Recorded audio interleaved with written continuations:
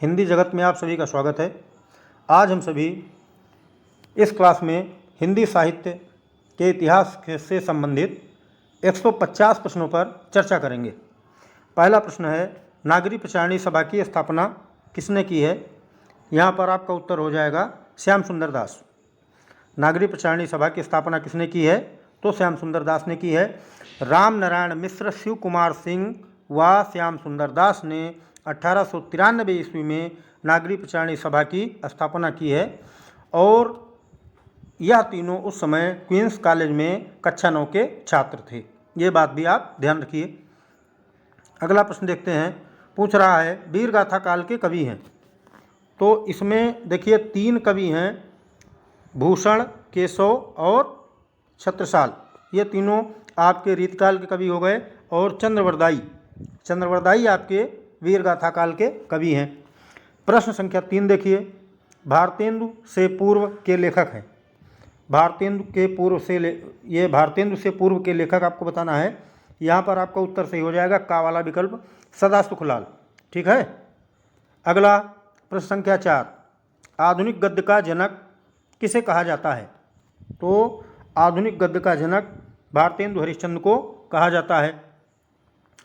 प्रश्न संख्या 5 में, महावीर प्रसाद द्विवेदी द्वारा संपादित पत्रिका।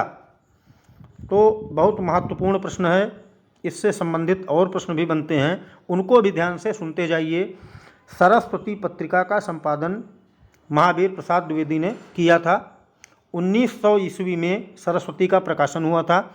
इसके संस्थापक चिंतामणि घोष थे। ठीक है। और महावीर प्रसाद द्विवेदी जी से पूर्व श्याम सुंदर दास सरस्वती पत्रिका के संपादक थे।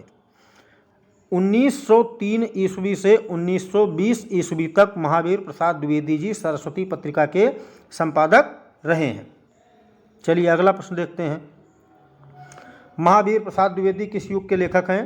तो यहाँ द्विवेदी युग बिना कुछ जाने समझे आपको उत्तर लगा देना है, क्योंकि जो द्विवेदी युग है वह द्विवेदी युग नामकरण ही महावीर प्रसाद द्विवेदी जी के नाम से हुआ है। तो द्विवेदी युग के लेखक हैं महावीर प्रसाद द्विवेदी जी। अगला देखिए, प्रश्न संख्या 7 है। पूछ रहा है, फोर्ट विलियम कॉलेज कहाँ स्थित है? इससे भी संबंधित कुछ अन्य प्रश्न आप जान लीजिए। पहला तो उत्तर यहाँ देख लीजिए, कलकत्ता में। फोर्ट विलियम कॉलेज कहाँ स्थित है? कलकत्ता में। इसकी स्थापना पूछता है कब हुई? तो 1800 ईस्वी में हुई। यहाँ के गद्यकार प्रमुख कौन कौन से थे? तो लल्लूलाल और सदल मिश्र। और स्थापना किसने की? वेलेजेली ने की। और उस समय यहाँ के प्रिंसिपल या किसकी अध्यक्षता में स्थापना हुई? तो गिलक्राइस्ट आपको उत्तर बताना है। ठीक है। कलकत्ता में आपका फोर्ट विलियम कॉलेज और 1800 ईस्वी में इसकी स्थापना हुई थी। अगला प्रश्न देखिए, प्रश्न संख्या 8 पूछ रहा है, आनंद कादम्बिनी के संपादक कौन है? तो बद्री नारायण चौधरी प्रेमघन आपको बताना है ना। और ये पत्रिका कहाँ से प्रकाशित होती थी? ये मिर्ज़ापुर से प्रकाशित होती थी। अगला प्रश्न देखिए 9, सरस्वती के संपादक अभी ऊपर बता चुका हूँ, महावीर प्रसाद द्विवेदी, है ना। 10 नंबर पे देखिए, पूछ रहा है, कौन सी रचना रामवृक्ष बेनीपुरी की नहीं है? तो माटी की मूर्तें प्रसिद्ध रचना है, गेहूँ बनाम गुलाब प्रसिद्ध है, और पतितों के देश में। अब ये जो पृथ्वी पुत्र है ये रामवृक्ष बेनीपुरी की रचना नहीं है, यह वासुदेव शरण अग्रवाल की रचना है। ठीक है। उनके लेख और पत्रों का संग्रह है। 10 प्रश्न आपके यहाँ पे हो गए। आगे देखते हैं। अगला 11 नंबर प्रश्न है, रेखा चित्र पर आधारित रचना। तो अतीत के चलचित्र महादेवी वर्मा, है ना, याद रखना। दूसरा 12 नंबर पे देखिए, पूछ रहा है, स्मृति की रेखाएं किसकी कृति है? तो अतीत के चलचित्र और स्मृति की रेखाएं ये दोनों महादेवी वर्मा की हैं। 13 नंबर प्रश्न पूछ रहा है, हिंदी के रेखा चित्रकार बताना है 13 नंबर पर। तो महादेवी वर्मा। ठीक है। अगला, हंस के संपादक मुंशी प्रेमचंद। उत्तर आपका यहाँ पर सही हो जाएगा। 15 नंबर प्रश्न देखिए, पूछ रहा है, तिब्बत यात्रा के लेखक कौन है? तो राहुल सांकृत्यायन। नाम इनका शुद्ध वैसे राहुल सांस्कृत्यायन था, लेकिन यह सांकृत्यायन लिखते थे, तो हम भी यहाँ पर सांकृत्यायन लिखेंगे, वही पढ़ेंगे, है ना। राहुल सांकृत्यायन तिब्बत यात्रा के लेखक हैं। 16 नंबर प्रश्न देखिए। 16 नंबर में पूछ रहा है कि छायावादोत्तर युग का काल क्या है। छायावादोत्तर युग का काल क्या है। अब यहाँ पर आपको बताना है 1938, है ना, 1938। अच्छा, 1938 से 1947 आपको बताना है, ठीक है। 1938 से 1947 आपको बताना है। आगे देखिए, द्विवेदी युग का नामकरण हुआ है। 17 नंबर प्रश्न को देखिएगा, पूछ रहा है द्विवेदी युग का नामकरण हुआ है। तो अभी मैं आपको ऊपर पहले बता चुका हूँ, महावीर प्रसाद द्विवेदी के नाम से ही द्विवेदी युग का नामकरण हुआ है। 18 नंबर पूछ रहा है निम्नलिखित में से कौन प्रसिद्ध आलोचक हैं। रामचंद्र शुक्ल, है ना, रामचंद्र शुक्ल प्रसिद्ध आलोचक। आगे 19 नंबर में पूछ रहा है सरदार पूर्ण सिंह का लेखन युग कौन सा है। युग बताना है। उत्तर यहाँ पर सही हो जाएगा द्विवेदी युग। अगला प्रश्न देखिए, कह रहा है असत्य कथन, यहाँ पर चुनना है आपको, असत्य कथन चुनना है। पहला प्रश्न है हजारी प्रसाद द्विवेदी निबंधकार एवं उपन्यासकार हैं, बिल्कुल सही है। दूसरा, महावीर प्रसाद द्विवेदी सरस्वती पत्रिका के संपादक थे, ये भी सही है। तीसरा, हिंदी साहित्य का इतिहास जो ग्रंथ है वह रामचंद्र शुक्ल ने लिखा है, यह भी सही है। अब चौथा विकल्प देखिए, प्रताप नारायण मिश्र हिंदी साहित्य के संपादक थे। ये प्रताप नारायण मिश्र हिंदी प्रदीप के संपादक थे, ये गलत है ना। हिंदी प्रदीप के संपादक बालकृष्ण भट्ट थे, ये सही होगा। तो चौथा विकल्प यहाँ पर आपका असत्य माना जाएगा। अगला देखिए, पूछ रहा है 21 नंबर में 84 वैष्णवन की वार्ता के लेखक कौन है। तो यहाँ आपका उत्तर हो जाएगा गोकुलनाथ। 84 वैष्णवन की वार्ता गोकुलनाथ के द्वारा लिखा गया है। और एक बात यहाँ और ध्यान रखिए, 84 वैष्णवन की वार्ता और 252 वैष्णवन की वार्ता, ये दोनों रचनाएं गोकुलनाथ द्वारा लिखी गई हैं, है ना। तो यहाँ पर एक रचना के साथ आपकी दो रचनाएं यहाँ तैयार हो गई, 84 वैष्णवन की वार्ता और 252 वैष्णवन की वार्ता। चलिए अब देखते हैं अगला प्रश्न। यहाँ पर 22 नंबर पूछ रहा है नागरी प्रचारणी सभा की स्थापना हुई तो भारतेंदु युग में हुई, है ना भाई। 1893 में हुई थी और 1893 में स्थापना हुई। भारतेंदु युग कब से कब तक चला, 1868, जब कविवचन सुधा प्रकाशित हुई थी 1868 से लेकर के 1900 ईस्वी तक भारतेंदु युग चला। तो यहाँ उत्तर आपका सही हो जाएगा भारतेंदु युग, है ना। अगला 23 नंबर में पूछ रहा है काशी नागरी प्रचारणी सभा की स्थापना किसने की। तो यहाँ उत्तर आपको बताना है काशी नागरी प्रचारणी सभा की स्थापना श्याम सुंदर दास, ठीक है, श्याम सुंदर दास ने। अगला देखिए 24 नंबर में पूछ रहा है भारतेंदु युग के लेखक। तो भारतेंदु युग के लेखक आपके प्रताप नारायण मिश्र, है ना। प्रताप नारायण मिश्र हैं, बद्रीनाथ चौधरी प्रेमघन हैं, और लाला श्रीनिवास दास हैं, गणेश शंकर विद्यार्थी हैं, चंद्रधर शर्मा गुलेरी हैं। ये सब आपके भारतेंदु युग के लेखक हैं। अगला देखिए 25 नंबर पर पूछ रहा है सदल मिश्र की रचना कौन सी है। तो नासिकेतोपाख्यान, ठीक है। सुख सागर जो है सदा सुखलाल की है। फिर प्रेम सागर लल्लू लाल की है। उदयभान चरित ये रानी केतकी की कहानी का एक अन्य नाम है, ठीक है। इंशाअल्लाह खां जो रचनाकार हैं कहानी के, रानी केतकी की कहानी, तो इसी का एक अन्य और नाम है उदयभान चरित। तो यहाँ उत्तर 25 नंबर में आपका सही हो जाएगा खा वाला। 26 नंबर प्रश्न देखिए, भारतेंदु युग के लेखक पूछ रहा है तो बालकृष्ण भट्ट, ठीक है, बालकृष्ण भट्ट आपका सही हो जाएगा। अगला देखिए 27 नंबर पूछ रहा है हिंदी साहित्य के आधुनिक काल को गद्य काल किसने कहा है। कई बार आप लोगों ने पढ़ा होगा, गा विकल्प सही होगा यहाँ पे, आचार्य रामचंद्र शुक्ल। 28 नंबर प्रश्न देखिए, 28 नंबर प्रश्न में भारतेंदु युग के उल्लेखनीय पत्रकार के विषय में पूछा गया है। भारतेंदु युग के उल्लेखनीय पत्रकार आपको 28 नंबर बताना है। तो यहाँ उत्तर आपका सही हो जाएगा बालकृष्ण भट्ट। 29 नंबर प्रश्न है कौन सा युग हिंदी गद्य के उत्कर्ष का सूर्योदय काल था। तो आपको यहाँ पर का वाला विकल्प चुनना है। का विकल्प में भारतेंदु युग उत्तर आपका सही हो जाएगा। 30 नंबर में देखिए, हिंदी गद्य साहित्य के जनक कौन माने जाते हैं। यहाँ भी आपका भारतेंदु हरिश्चंद्र, गा वाला विकल्प सही होगा। 31 में देखिए पूछ रहा है भारतेंदु युगीन गद्य की समय सीमा क्या है। तो यहाँ आपको बताना है 1850 ईस्वी से 1900 ईस्वी तक। ठीक है, 1900 के बाद फिर द्विवेदी युग का प्रारंभ होता है। 32 नंबर प्रश्न में भारतेंदु युग से पूर्व गद्य लेखक कौन है। तो यहाँ पर सदा सुखलाल आपका उत्तर सही हो जाएगा। 33 नंबर प्रश्न देखिए, प्रारंभिक गद्य लेखकों में दो राजाओं में से एक कौन है। तो प्रारंभिक जो गद्य लेखक हैं उनमें पूछ रहा है दो राजाओं में से एक कौन है। तो शिवप्रसाद सितारे हिंद। ठीक है, राजा शिवप्रसाद सितारे हिंद। 34 नंबर प्रश्न है, पूछ रहा है सुख सागर के लेखक कौन है। सुख सागर के लेखक, तो यहाँ पर आपका सदासुख लाल।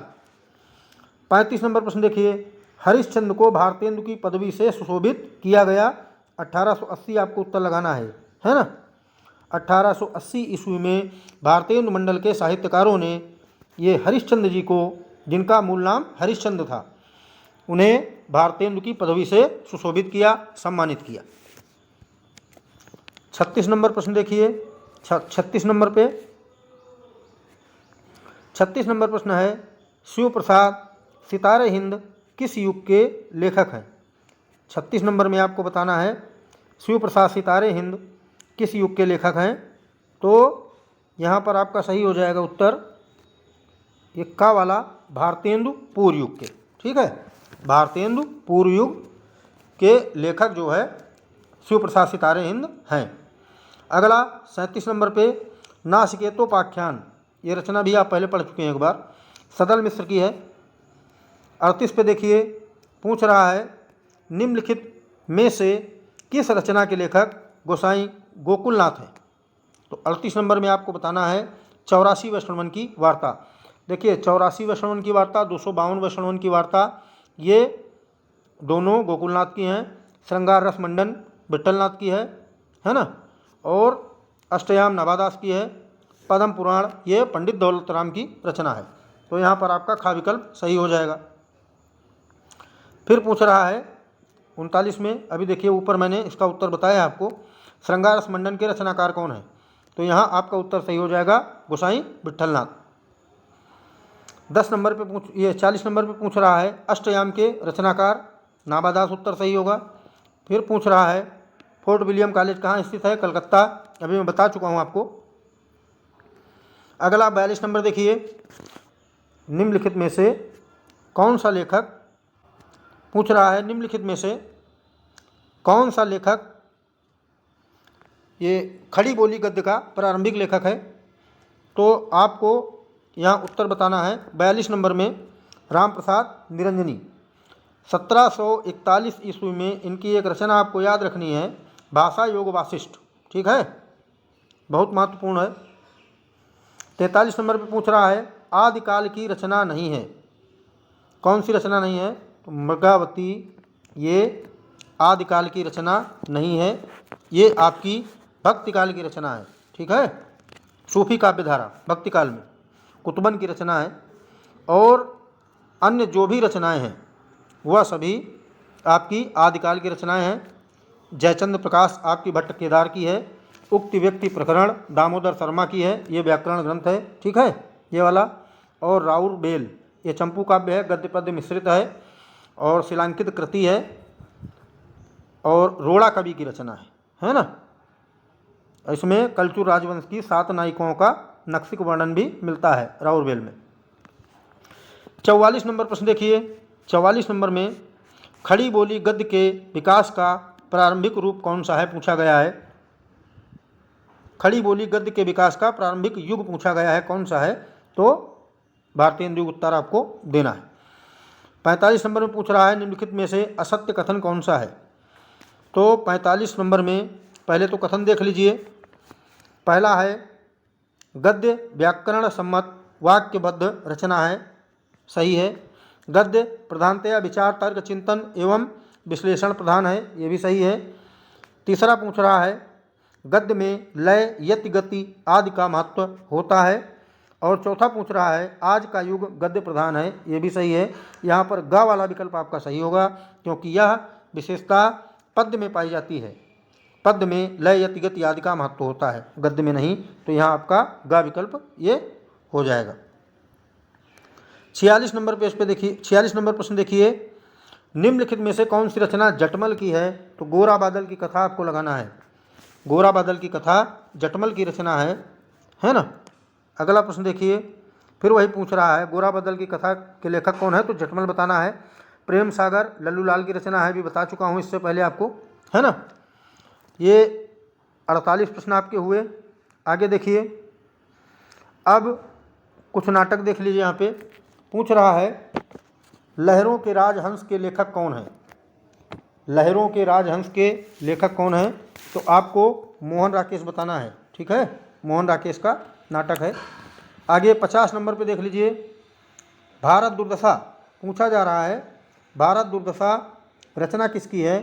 तो आपको उत्तर बताना है। 50 नंबर में भारतेंदु हरिश्चंद्र, भारतेंदु हरिश्चंद्र जी का नाटक है ना। भारतेंदु हरिश्चंद्र जी का नाटक है भारत दुर्दशा। अगला 52 पे देखिए, श्री चंद्रावली नामक नाटक के लेखक कौन है?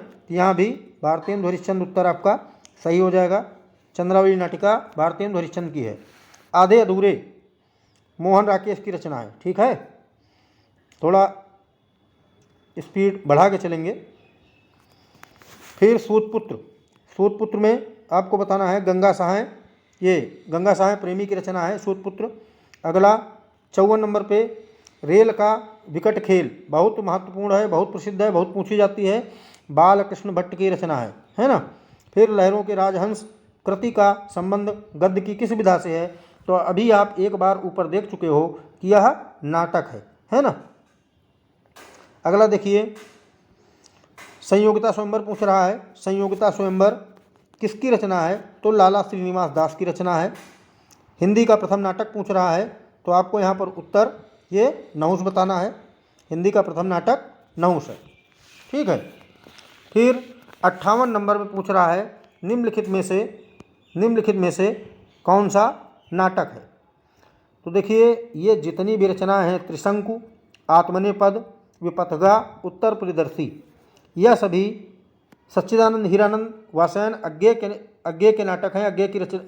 अज्ञेय की रचनाएं हैं, ठीक है। और इनमें से जो उत्तर परिदर्शी है यह नाटक विधा की रचना है।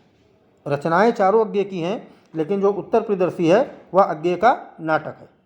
आगे देखिए, 59 नंबर पे निम्नलिखित में से कौन सी रचना नाटक है पूछ रहा है 59 नंबर में। तो यहाँ पर आपको उत्तर बताना है, ये गरुड़ध्वज, ठीक है। अगला प्रश्न देखिए, अगला प्रश्न है 60 नंबर में पूछ रहा है निम्नलिखित में से नाटक है। तो यहाँ उत्तर आपको देना है, निम्नलिखित में से नाटक पूछ रहा है 60 नंबर में, तो आपको चंद्रगुप्त बताना है, ठीक है। ये जयशंकर प्रसाद का नाटक है। आगे देखिए 61 नंबर प्रश्न, अंधेरी नगरी किस विधा की रचना है? तो यह भी नाटक है ना, भारतेंदु हरिश्चंद्र जी का। अगला 62 नंबर पे पूछ रहा है रणधीर और प्रेम मोहिनी, रणधीर प्रेम मोहिनी किस विधा की रचना है? तो आपको यहाँ भी नाटक बताना है ना। अगला जयशंकर प्रसाद का नाटक, तो ध्रुव स्वामिनी जयशंकर प्रसाद जी का नाटक है। यहाँ पर आपके यह 63 प्रश्न पूरे हुए। 64 नंबर का प्रश्न देख लेते हैं। 64 नंबर में पूछ रहा है अंधेरी नगरी के रचनाकार, अभी मैं बता चुका हूँ, भारतेंदु हरिश्चंद्र, सही होगा यहाँ। 65 नंबर पे देखिए, निम्नलिखित में से नाटककार बताना है। मोहन राकेश को आप पढ़ चुके हो, अंडे के छिलके और लहरों के राजहंस, ये सब नाटक मोहन राकेश के हैं। 66 नंबर पे देखिए, ध्रुव स्वामिनी की रचना की विधा बताना है। तो जयशंकर प्रसाद जी की रचना है और विधा इसकी नाटक है। 67 नंबर में पूछ रहा है हिंदी में नाटक रचना का प्रारंभ किस युग की देन है? भारतेंदु युग, उत्तर बताना है आपको। अगला पूछ रहा है अंडे के छिलके किस विधा की रचना है। तो अंडे के छिलके यह नाटक है मोहन राकेश का। ठीक है, एक अंकी है, एक अंक का। अंडे के छिलके नाटक है मोहन राकेश का। अगला 69 नंबर में पूछ रहा है हिंदी एकांकी का विकास किस युग से माना जाता है। तो यहाँ उत्तर आपको देना है छायावाद युग। ठीक है, 1929 में एक घूंट नाम का एकांकी जो है वह प्रकाशित हुआ था और जयशंकर प्रसाद जी का एकांकी है जिसे हिंदी का पहला एकांकी माना गया है। एक घूंट को प्रकाशित कब हुआ था? 1929 में। कुछ लोग राम कुमार वर्मा के बादल की मृत्यु एकांकी को हिंदी का पहला एकांकी मानते हैं, लेकिन एक घूंट ही सही होगा, है ना। फिर पूछ रहा है हिंदी एकांकी के जनक माने जाते हैं। तो यहाँ पर आपको उत्तर राम कुमार वर्मा सही हो जाएगा। अगला देखिए 71 नंबर प्रश्न, आवारा मसीहा के रचनाकार पूछ रहा है। तो आवारा मसीहा विष्णु प्रभाकर इसके रचनाकार हैं और ये जीवनी है शरद चंद्र चट्टोपाध्याय की, जो विष्णु प्रभाकर द्वारा लिखी गई है। अगला देखिए पूछ रहा है तपोभूमि रचना किस विधा की है। तो आपको यहाँ बताना है तपोभूमि रचना उपन्यास है ना। परीक्षा गुरु पूछ रहा है परीक्षा गुरु के रचनाकार कौन है। तो देखिए हिंदी का पहला उपन्यास है परीक्षा गुरु, लाला श्रीनिवास दास इसके रचनाकार हैं और 1882 ईस्वी में यह प्रकाशित हुआ था। बहुत महत्वपूर्ण है, आपको याद रखना होगा। 74 नंबर देख लीजिए। 74 नंबर प्रश्न में पूछ रहा है राग दरबारी किस विधा की रचना है। तो राग दरबारी उपन्यास विधा की रचना है। ठीक है, और श्रीलाल शुक्ल द्वारा यह लिखा गया है। 1868 में राग दरबारी प्रकाशित हुआ था। वो 1968 में, माफ़ करिएगा, 1968 में राग दरबारी प्रकाशित हुआ था और 1969 ईस्वी में इस रचना पर श्रीलाल शुक्ल जी को साहित्य अकादमी पुरस्कार मिला था। इनकी अन्य रचनाएं भी हैं, सूनी घाटी का सूरज, अज्ञातवास, आदमी का जहर, विश्रामपुर का संत, सीमाएं टूटती हैं। ठीक है, अन्य कई भी रचनाएं हैं। तो यह रचनाएं श्रीलाल शुक्ल जी की हैं। राग दरबारी बहुत प्रसिद्ध है, उपन्यास है ना, व्यंग इसमें है राग दरबारी में। और लखनऊ जनपद के मोहनलालगंज क्षेत्र में अतरौली गांव में इनका जन्म हुआ था श्रीलाल शुक्ल का। अगला देखिए 75 नंबर प्रश्न पूछ रहा है, प्रश्न संख्या 75 कि उपन्यास विधा पर आधारित रचना। तो उपन्यास विधा पर आधारित रचना आपको बतानी है इसमें गोदान। ठीक है, बहुत प्रसिद्ध है, बहुत पूछा जाता है, इसके विषय में आपको और ढंग से पढ़ना होगा आगे। 1936 में प्रकाशित हुआ था गोदान। ठीक है, अंतिम पूर्ण उपन्यास है मुंशी प्रेमचंद जी का और कृषक जीवन पर आधारित है गोदान उपन्यास। 1936 ईस्वी इसका प्रकाशन वर्ष है। ठीक है, तो ये बातें आपको ध्यान में रखनी होंगी। और यहाँ पर एक प्रश्न से लगभग 2 से 3 प्रश्न हम लोग जाने हैं, उनके उत्तर जाने हैं। तो आज की क्लास यहीं पर समाप्त की जाती है। और क्लास आपको पसंद आई हो तो चैनल को लाइक करना, सब्सक्राइब करना। धन्यवाद।